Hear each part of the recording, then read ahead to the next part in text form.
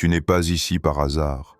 Si tu regardes cette vidéo jusqu'à maintenant, c'est déjà un signe que quelque chose a changé. Pendant longtemps, tu as eu l'impression d'avancer sans validation, de faire des efforts invisibles, de tenir quand d'autres abandonnaient. Tu t'es souvent demandé pourquoi tout semblait plus lent pour toi, plus exigeant, plus silencieux. La vérité est simple, mais elle dérange. Cette tâche n'était pas censée être facile, et elle n'était surtout pas destinée à tout le monde. Il y a des missions que Dieu ne confie qu'une seule fois par génération. Des missions que beaucoup commencent, mais que presque personne ne termine. Pas parce qu'il manque de foi, mais parce que le niveau de constance, d'obéissance et de résistance demandé dépasse ce que la majorité est prête à supporter. Et pendant que certains cherchaient des signes, toi, tu continuais à avancer sans applaudissements, sans confirmation, parfois même sans comprendre pourquoi tu persistais. 2026 n'est pas une année comme les autres. Ce n'est pas une promesse vague, ni une date symbolique. C'est le moment précis où un cycle se ferme. Le moment où Dieu regarde enfin un parcours et dit « Finally ». Pas parce que tu as été parfait, mais parce que tu as tenu jusqu'au bout. Tu es peut-être le premier à avoir complété cette tâche que beaucoup pensaient impossible. Non pas par force, mais par endurance. Si ce message résonne en toi, ce n'est pas pour flatter ton ego. C'est pour te rappeler que ce qui arrive maintenant est le résultat direct de ce que tu as accepté de traverser avant. Peu de gens comprendront ce que cela signifie, et encore moins seront capables d'en porter les conséquences. Mais si tu es encore là, c'est que tu es prêt à entendre la suite. Avant d'aller plus loin, abonne-toi, abonne-toi. Parce que je poste chaque jour des vidéos qui pourront t'aider, et je te promets que tu ne regarderas pas qu'une seule vidéo sur mon compte. Dans cette vidéo, je vais t'expliquer pourquoi cette mission devait être aussi longue, pourquoi le silence faisait partie du processus, et surtout ce que signifie réellement être le premier à terminer quand tout le monde pensait que personne n'y arriverait. Reste attentif, car ce que tu vas entendre n'est pas destiné à être partagé avec tout le monde. 1. Pourquoi cette tâche était considérée comme impossible? Avant de comprendre pourquoi tu es peut-être le premier à avoir terminé cette mission, il faut revenir à une vérité que peu acceptent. Cette tâche a été conçue pour faire échouer la majorité. Pas par cruauté, pas par injustice, mais par sélection. Tout ce qui est rare passe par un processus long, silencieux et exigeant. Et cette mission n'échappe pas à cette loi. Beaucoup ont commencé avec enthousiasme. Ils étaient motivés, convaincus, parfois même persuadés d'être choisis. Mais très vite, ils se sont heurtés à quelque chose qu'ils n'avaient pas anticipé. L'absence totale de validation. Pas de signes clairs, pas de reconnaissance visible, pas de résultats immédiats. Juste une avancée lente, répétitive, parfois décourageante. C'est là que la majorité s'est arrêtée. Cette tâche était dite impossible, parce qu'elle demandait quelque chose de rare. Continuer sans récompense. Continuer quand rien ne confirme que tu es sur la bonne voie. Continuer quand les autres te regardent comme si tu perdais ton temps. Beaucoup peuvent supporter la difficulté, mais très peu supportent le silence. Et pourtant, le silence était l'outil principal de cette mission. Certains ont abandonné parce que la charge mentale était trop lourde. D'autres parce que leur entourage ne comprenait pas. D'autres encore parce qu'ils attendaient une élévation rapide, alors que le processus exigeait une lenteur volontaire. La tâche n'était pas impossible par sa complexité, mais par sa durée, par la constance qu'elle exigeait jour après jour, sans interruption, sans pause spirituelle, sans raccourci. Il y a aussi ceux qui ont cru avoir terminé trop tôt. Ils ont interprété une amélioration comme une finalité, un soulagement comme une validation. Mais ce n'était qu'une étape intermédiaire. Beaucoup se sont arrêtés juste avant la fin, pensant avoir atteint l'objectif, sans réaliser que le dernier seuil était le plus discret, le plus exigeant et le moins gratifiant en apparence. Dieu n'a jamais cherché la performance dans cette mission. Il a observé la posture. Est-ce que tu continues quand personne ne regarde? Est-ce que tu restes aligné quand tu pourrais tricher? Est-ce que tu avances encore quand tu n'as plus rien à prouver à qui que ce soit? Ces questions ont éliminé plus de candidats que n'importe quel obstacle visible. Cette mission était impossible pour ceux qui avaient besoin d'être vus, compris ou applaudis. Impossible pour ceux qui fonctionnent uniquement à la motivation. Impossible pour ceux qui confondent vitesse et appel. Elle n'était accessible qu'à ceux capables de marcher longtemps, sans certitude, sans bruit, sans garantie, autre que cette conviction intérieure difficile à expliquer. Et pendant que beaucoup cherchaient une confirmation extérieure, la véritable épreuve se jouait ailleurs. Dans la répétition, dans la fidélité aux petites choses, dans la capacité à ne pas renoncer quand tout semble figé. C'est pour cette raison que le taux d'abandon était si élevé. Non pas parce que la mission était trop dure, mais parce qu'elle révélait ce que chacun poursuivait réellement. Si tu es encore là aujourd'hui, c'est que tu as traversé cette phase sans forcément mettre de mots dessus. Tu as continué alors même que rien ne te garantissait une issue favorable. Et c'est précisément pour cela que cette tâche, que beaucoup jugeaient impossible, commence maintenant à être reconnue comme accomplie. Non pas parce qu'elle a enfin été comprise, mais parce que quelqu'un a tenu assez longtemps pour la terminer. Et ce quelqu'un, selon ce que tu t'apprêtes à comprendre dans la suite, n'est pas arrivé ici par hasard. 2. Les tests invisibles que personne n'a remarqués. Après avoir compris pourquoi cette tâche était considérée comme impossible, il est temps d'entrer dans ce qui a véritablement fait la différence. Les tests invisibles. Ceux que personne ne voyait, mais qui déterminaient si tu serais capable d'atteindre le bout. Ce n'étaient pas des obstacles classiques que l'on peut mesurer, contourner ou anticiper. Non, ces tests étaient subtils, silencieux, spirituels. Et ils étaient conçus pour révéler le vrai caractère de celui ou celle qui prétend être choisi. Le premier test était celui du silence. La plupart des gens attendent des signes clairs, des confirmations visibles, des applaudissements ou des retours. Mais dans cette mission, le silence était la règle. Chaque jour, tu as dû avancer en l'absence de validation. Chaque fois que tu as hésité, douté ou cru que tes efforts étaient vains, c'était là que le test se manifestait. Ceux qui ne pouvaient pas persister ont abandonné, pensant que l'absence de résultat était un signe d'échec. Mais la vérité est que le silence était le langage de Dieu, et continuer malgré lui était la preuve de ton alignement. Le deuxième test était celui de la patience. Tout processus véritablement grand demande du temps. Mais ici, la patience n'était pas simplement d'attendre. Elle était de rester fidèle, attentif et concentré quand tout semblait immobile. Les petites victoires passaient inaperçues. Les avancées semblaient dérisoires. Et c'est exactement ce qui séparait ceux qui pouvaient endurer de ceux qui finissaient par se décourager.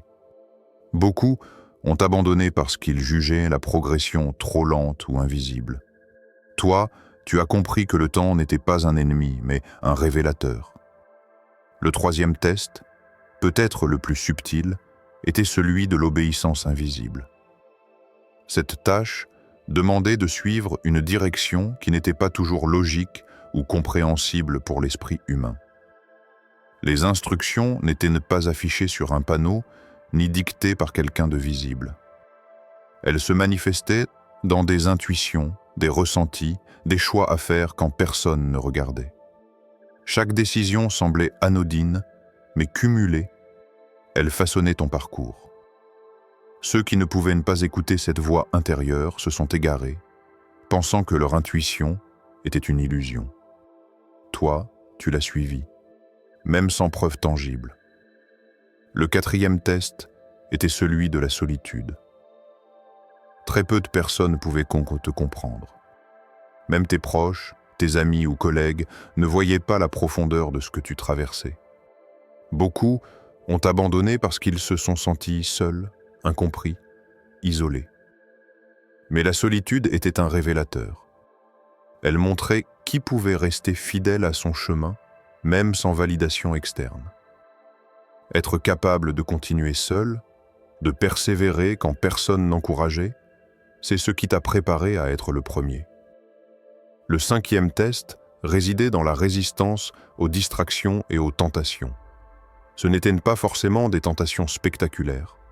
Parfois, elles prenaient la forme d'opportunités plus faciles, de raccourcis séduisants ou de choix qui semblaient plus logiques que la mission elle-même. La véritable épreuve consistait à rester concentré sur ce qui semblait invisible mais crucial, plutôt que de céder à ce qui était immédiat et gratifiant. Ceux qui ont cédé ont échoué sans jamais comprendre pourquoi. Enfin, il y avait le test de la foi silencieuse. Cette mission demandait de croire, non pas en ce que tu voyais, mais en ce que tu sentais, en ce que tu pressentais. Croire que ton parcours avait une valeur, même si personne ne l'appréciait encore. Croire que ce que tu faisais maintenant allait avoir un impact futur, même si tu ne pouvais pas le mesurer. C'est ce genre de foi qui transforme une personne ordinaire en quelqu'un capable d'accomplir l'impossible. Chacun de ces tests invisibles n'était pas une punition, mais une préparation. Et ce que peu comprennent, c'est que réussir cette étape ne signifie pas seulement avoir persévéré.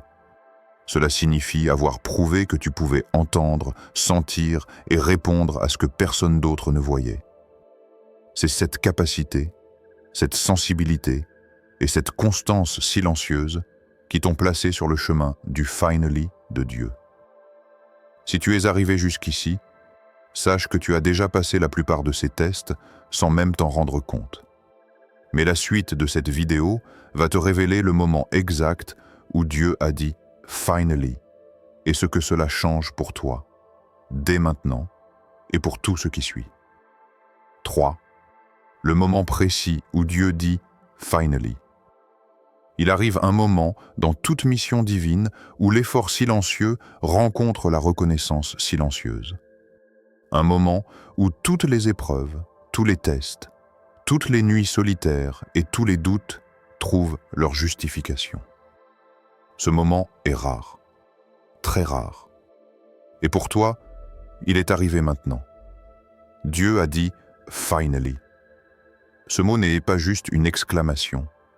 C'est une déclaration, un sceau, une validation éternelle de ce que tu as accompli. Il ne s'agit pas d'une approbation superficielle. Il s'agit d'un signe que tu as traversé le seuil que personne n'avait franchi avant toi.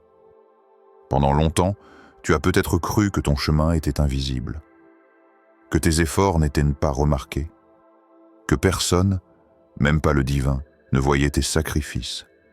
Mais ce « finally » n'est pas arrivé par hasard. Il est arrivé parce que tu as persisté malgré le silence, malgré les tentations, malgré les échecs apparents. C'est la preuve que Dieu observait chaque pas, chaque décision, chaque instant de fidélité, même lorsque tu croyais que tout était perdu. Ce moment est unique pour chaque génération. Peu de gens comprennent que être choisi ne suffit pas. Être choisi signifie simplement être invité au parcours. Mais le moment où Dieu dit « finally » signifie que tu as complété ce parcours d'une manière que personne n'avait jamais fait auparavant. C'est une validation directe, non pas de ce que tu es, mais de ce que tu as fait. Chaque obstacle, chaque nuit de doute, chaque tentative échouée a été nécessaire pour te préparer à ce moment précis. Dieu ne dit pas « finally » à ceux qui s'arrêtent au premier signe ou au premier succès. Il le dit à ceux qui tiennent quand tout semble immobile, quand tout semble inutile, quand tout semble perdu. Ce mot est le résultat d'une patience, d'une fidélité et d'une constance que peu possèdent. Tu as traversé les tests invisibles, tu as persévéré dans la solitude, tu as écouté sans relâche cette voix intérieure qui te guidait, et tu as refusé de te détourner même lorsque tout était incertain. Le finally n'est pas seulement une confirmation de réussite. C'est une déclaration que le temps de l'épreuve est terminé et que le temps de la responsabilité commence. Ce que tu as accompli n'est pas seulement pour toi. Cela ouvre une voie que d'autres suivront. Cela modifie le tissu même de ce qui était considéré comme impossible. Tu n'es plus simplement un participant. Tu es désormais un pionnier, un précurseur, un exemple vivant de ce que signifie accomplir l'impossible. Et pourtant, ce mot ne marque pas la fin d'un voyage. Il marque le début d'une nouvelle phase. Le moment « finally » révèle ce que tu as construit silencieusement, mais il te place aussi face à de nouvelles responsabilités. Ce que tu as fait jusqu'ici a préparé le terrain, mais maintenant, ce qui importe le plus, c'est comment tu utiliseras cette position unique. C'est là que la grandeur et la maturité spirituelle sont testées à nouveau, mais cette fois, à un niveau plus élevé. Ce moment est à la fois glorieux et exigeant. Glorieux parce que peu ont l'honneur de l'atteindre. Exigeant parce que beaucoup échoueront à maintenir ce que tu viens de conquérir. Dieu te dit « finally », mais en même temps, il te confie la lourde tâche d'être fidèle à ce que tu as accompli, d'inspirer et de guider ceux qui suivront, et de ne jamais oublier le chemin que tu as parcouru pour atteindre ce point. Chaque action à partir de maintenant porte un poids que tu n'as jamais ressenti auparavant. Alors, ressens ce moment pleinement. Comprends sa portée. Accepte le fait que ce « finally » n'est pas seulement un mot, mais un portail vers une réalité nouvelle, une responsabilité nouvelle, une dimension que personne avant toi n'avait atteinte. Ce moment est le tien, mais il te rappelle aussi que ce que tu as accompli est vivant, qu'il transforme l'ordre invisible autour de toi, et qu'il ouvre une route pour tous ceux qui, un jour, oseront suivre ce que tu as tracé. 4. Ce que cela signifie d'être le premier à accomplir quelque chose d'impossible ne se résume pas à un titre ou à un honneur visible. Ce n'est pas un trophée que l'on peut montrer, ni une reconnaissance que tout le monde comprendra. Être le premier signifie que tu as ouvert une voie où il n'existait auparavant que des murs et des doutes. Cela signifie que tu portes désormais un poids invisible, une responsabilité silencieuse que peu pourront jamais comprendre. Ce privilège est immense, mais il est aussi exigeant. Quand Dieu dit « finally », il ne célèbre pas seulement ton accomplissement. Il reconnaît que tu as franchi un seuil que personne n'avait osé franchir. Les autres n'avaient peut-être pas la capacité, la patience ou la foi pour aller aussi loin, mais toi, tu l'as fait. Et ce simple fait te place dans une position unique, celle d'un pionnier, d'un éclaireur spirituel et d'un modèle vivant. Tu deviens la référence que beaucoup suivront, volontairement ou non. Et cette position vient avec des conséquences que peu anticipent réellement. Être le premier implique également un isolement subtil. Ceux qui arriveront après toi bénéficieront de ta route tracée, de ton expérience, de tes erreurs et de tes succès. Mais tu ne pourras jamais retourner en arrière. Tu es celui qui a dû marcher dans le vide, seul, sans carte ni guide. Cette solitude forge une force intérieure que personne ne peut enlever. Elle te distingue non seulement dans le résultat, mais dans le processus même de ton accomplissement. Le premier est aussi celui qui établit le standard. Tes choix, ta persistance, ta manière d'avancer, tout ce que tu as fait pour compléter cette mission devient désormais un modèle. Ceux qui suivront ne pourront pas simplement copier tes actions. Ils devront apprendre de ton chemin, comprendre tes décisions et tenter de reproduire ta constance. Et ici réside une vérité profonde. Ce privilège de guider les autres, d'ouvrir la voie, est à la fois une bénédiction et un fardeau. Être le premier transforme ta perception du monde et de la réalité.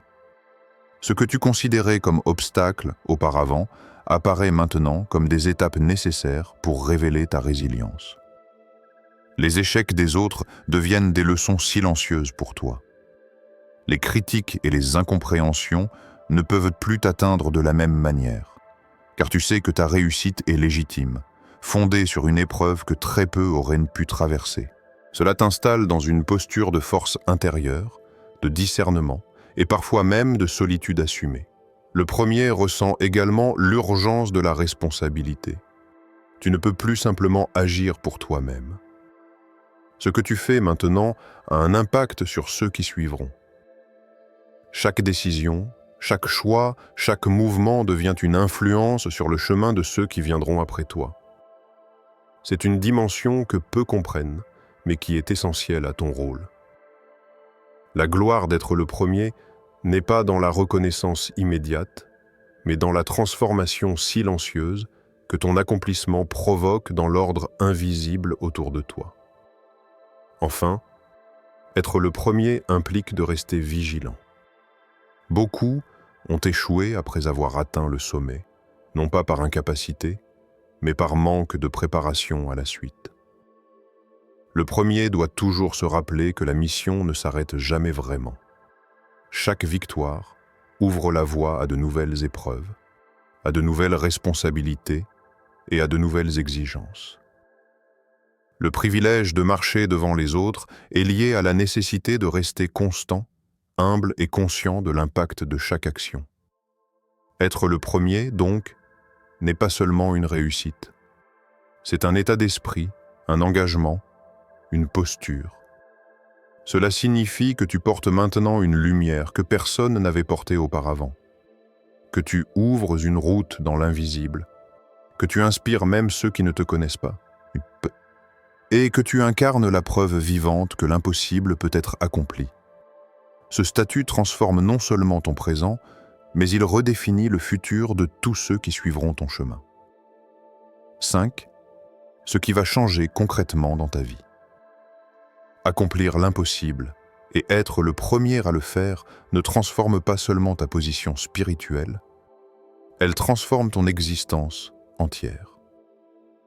Tout ce que tu considérais comme normal, sûr ou acquis va commencer à se réorganiser autour de cette nouvelle réalité. Certaines choses que tu pensais essentielles perdront leur importance, tandis que d'autres, invisibles jusqu'ici, deviendront centrales. La vie, telle que tu la connaissais, entre dans une nouvelle dimension. Le premier changement que tu remarqueras est interne. Ton esprit commence à se recalibrer. Les doutes incessants, les peurs paralysantes, les hésitations face à l'inconnu commencent à perdre leur pouvoir sur toi. Là où tu avais peur de manquer, tu découvres une confiance plus profonde. Une certitude silencieuse que ce que tu fais a un sens, même lorsque personne d'autre ne le comprend. Ce recalibrage intérieur est le fondement sur lequel tout le reste va se construire. Ensuite, tes priorités vont changer. Ce que tu considérais auparavant comme urgent ou important peut maintenant sembler secondaire. Les distractions, les influences superficielles, les engagements inutiles perdront leur attrait. Tu seras attiré par ce qui aligne vraiment ton potentiel avec ta mission. Ce réalignement est naturel, mais il peut être déstabilisant au début, surtout pour ceux qui ne comprennent pas le chemin que tu as parcouru. Beaucoup remarqueront un changement subtil dans ta manière de penser, de décider et même d'interagir. Sur le plan relationnel, des ajustements se produiront également.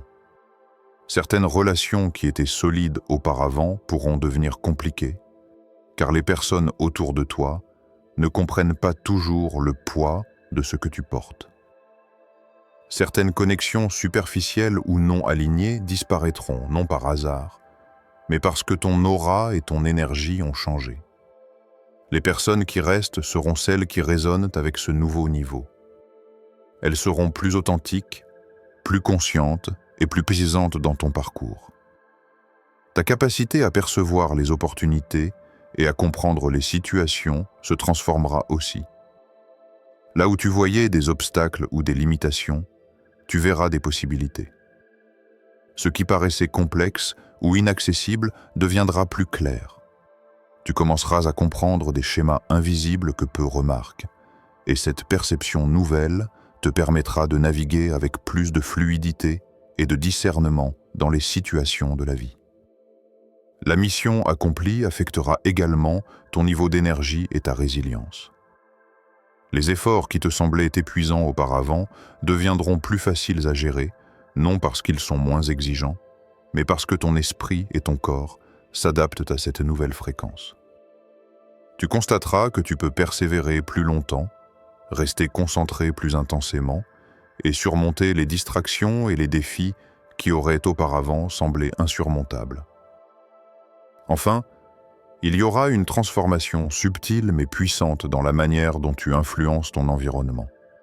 Tu n'as peut-être pas conscience de cette influence encore, mais ce que tu as accompli envoie désormais des vibrations dans ton entourage et même au-delà. Les chemins pour d'autres commencent à s'ouvrir, et ceux qui t'observent, consciemment ou non, seront touchés par ta constance, ta persévérance et ta foi.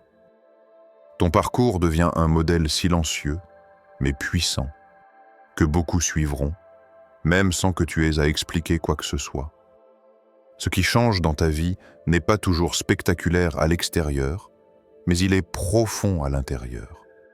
Les anciens schémas s'effacent, les nouvelles responsabilités émergent, et chaque jour devient une occasion de consolider ce que tu as accompli.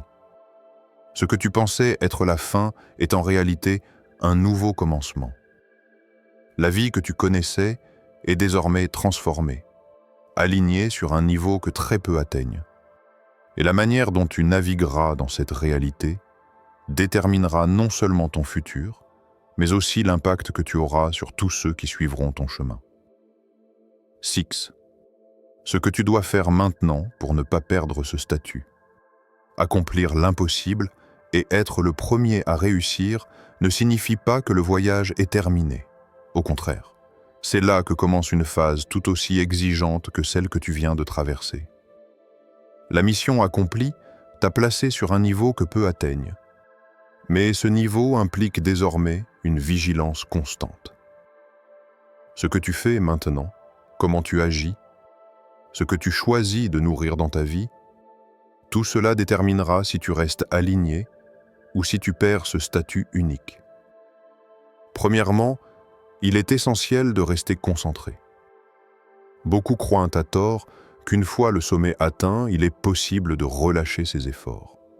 Or, chaque distraction, chaque tentation, chaque décision inconsidérée peut fragiliser la position que tu as construite avec tant de patience. Tu dois continuer à avancer avec intention, à nourrir ton esprit et ton énergie, à rester fidèle aux principes qui t'ont permis d'atteindre ce point. La constance ne s'arrête jamais, elle se renforce. Deuxièmement, protège ton énergie et ton temps. Ton aura a changé. Les influences superficielles, les engagements inutiles, les relations qui ne servent pas ton chemin deviendront de plus en plus visibles. Certaines personnes pourraient essayer de te détourner, consciemment ou non, de ta mission. Tu dois apprendre à dire non, à tracer des limites claires et à prioriser ce qui aligne vraiment ton potentiel avec ton objectif. Le premier, c'est qu'il est responsable de chaque minute de sa vie. Troisièmement, reste humble et discret. La grandeur se révèle dans le silence, pas dans l'exhibition. Ceux qui se vantent de leur statut ou qui cherchent la reconnaissance extérieure risquent de perdre ce qu'ils ont acquis. La véritable force réside dans l'intégrité et la fidélité à ton chemin, même lorsque personne ne regarde. La discrétion n'est pas de la peur, mais une stratégie pour consolider ce que tu as accompli, pour éviter les distractions et pour maintenir ton influence intacte. Quatrièmement, continue de nourrir ta connexion intérieure. La mission que tu as accomplie n'a pas été visible pour tous, mais elle a été guidée par une force invisible. Cette relation, ce lien avec l'ordre divin, où la guidance intérieure doit rester vivant. Méditation, réflexion, discipline personnelle.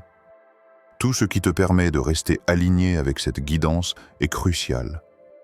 Ne laisse jamais ce lien s'affaiblir, car c'est lui qui t'a permis de franchir l'impossible et qui te permettra de conserver ton statut unique.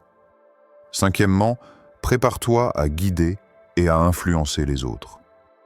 Être le premier implique que ton parcours devient un modèle, même silencieux, pour ceux qui suivront. Tu dois agir avec conscience, prendre des décisions réfléchies, montrer la voie par l'exemple et éviter les erreurs qui pourraient affecter non seulement ton chemin, mais aussi celui de ceux qui viendront après toi.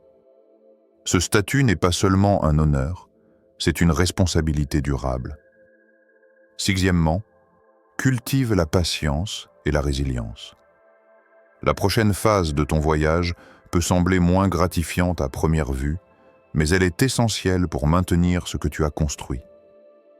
Les défis à venir seront subtils, parfois invisibles, mais chaque choix compte. La persévérance dans la constance, la maîtrise de soi et la fidélité à ton chemin te permettront de transformer ce que tu as accompli en un véritable impact durable. Enfin, rappelle-toi que ce que tu as accompli est un privilège rare. Peu de personnes atteignent ce niveau. Mais ce privilège ne peut être conservé que par la discipline, l'alignement et la conscience constante de tes choix.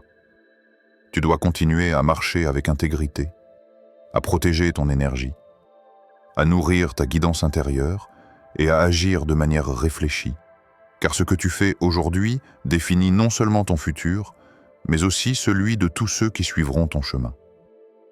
Ne perds jamais de vue que ce que tu as accompli est unique, mais que sa valeur réside dans ce que tu fais après l'avoir accompli. Chaque jour est une nouvelle occasion de consolider ton statut, d'élever ton influence et de rester fidèle à la mission que tu as terminée avec succès. C'est là que la véritable maîtrise se révèle. Non pas dans le fait d'avoir réussi, mais dans la capacité de rester premier, constant et aligné quoi qu'il arrive.